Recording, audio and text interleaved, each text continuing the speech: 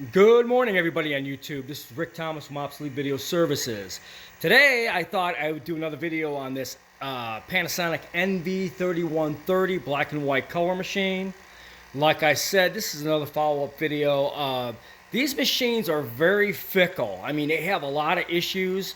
This particular one that was sent to me by a customer who wanted it repaired, I did all the rubber repair, all the rubber swap outs, all brand new rubber and everything else.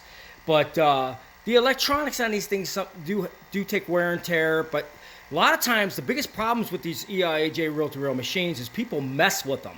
When they mess with them, I have to go through the whole machine to figure out what they messed with and fix it properly to put it back to where it was factory, the way it was when the machine was made. A lot of people think they know how to work on these. They mess with settings, including the settings on the circuit boards. I mean, it's a complete nightmare. I cannot believe people mess with the electronics on these.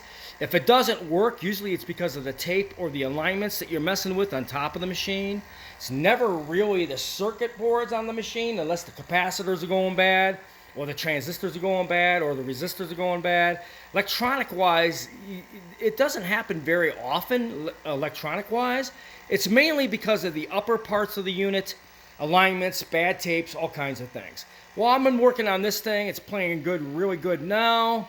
The actual video head drum on this thing, yeah, it had some issues. The drum wasn't grounding out properly, and this is something I was finding out on the very bottom of the drum. It's the drum itself has what's called a grounding wire that connects to a circuit board. Let me show you what I mean. On the bottom of these things, on the bottoms of these drums, on these Panasonics, like here's a spare drum that I have. On the very bottom of the unit, there is a grounding wire that attaches to a disc right below where the main belt would go. Okay, this is a common problem with these machines, especially the Panasonic units. On the bottom of the drum, there's a little wire that must attach to that disc. That's your grounding wire to the PG coil or the braking coil on the very, very bottom. And yeah, it's very well needed, especially when you're grounding out the machine. The grounding wire itself grounds out the actual video heads, and if you don't have that grounding properly, you're not going to get really good playback such as this. You're going to get a lot of noise, an awful lot of noise in the picture. A lot of people don't realize it could be a simple little fix is connecting that grounding wire on the very bottom of the drum and making sure it's making contact so you can get your video signal to your video heads.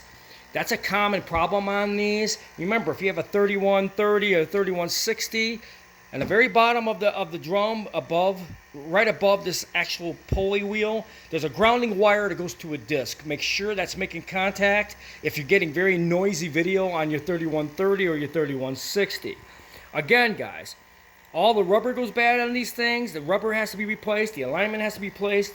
But so far, I found out that this thing was messed with really, really bad. So we are going through it to fix some interchangeability problems with the tapes. I think I might have located the main problem. It might be the grounding wire on this drum. Got that fixed, and we're just troubleshooting it. We're getting there. Should be done with this in a few days. I'm checking all these different problems out to get this thing to play properly. But again, when these people mess with these machines, that's where the big problem happens.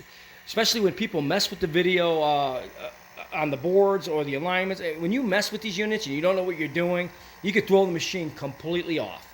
Hope you guys enjoyed this video.